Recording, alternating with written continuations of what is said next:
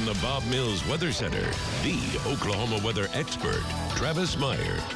Like we said, it has been a run of fantastic weather, and although we've had a few cold snaps here and there, our February highs, are way above normal. And I just try to remind everybody, it's like February is supposed to be cold, and then you get one more 2 warm days, and then it's cold for about 4 or 5. That's been just the opposite. It's been warm for 4 or 5 and cold for a day or 2.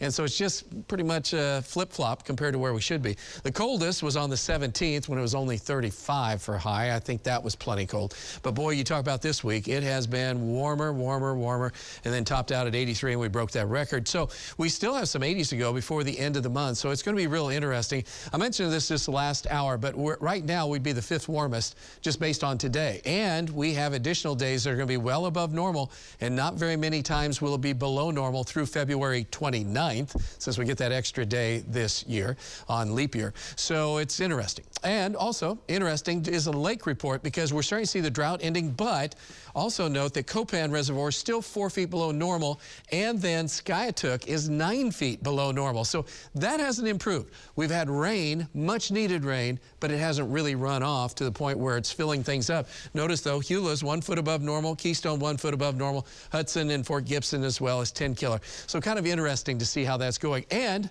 thought you might be interested in just what are water temperatures right now at the area lakes. Too cold to jump in, but maybe to go fishing in probably could be pretty good. Temperatures running in the 40s, so it is cold, up to 50 at Grand Lake. Eufaula, Big Lake, is at 42 degrees. So again, water temperature's cold. All right, pollen, high, very high. And again, it's pretty much all red cedar.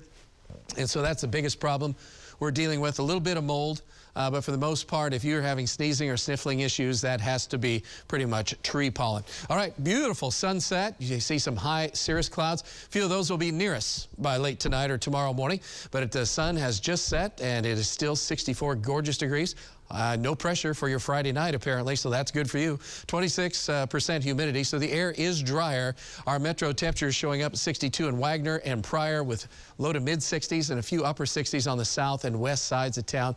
Most of Oklahoma now cooling down a little bit, but it was a good day across the entire state. We're down in the 50s out in the Panhandle area, still hanging on to 60s here.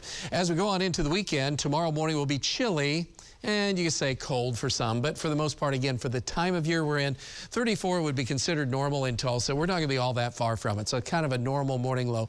The afternoon, a little different. Normal high is 56. We should be around 70, 72, and in the upper 60s to mid-60s farther north and east you go from Tulsa. Then much warmer by Saturday morning. Instead of low to mid-30s, we'll be in the 40s to near 50.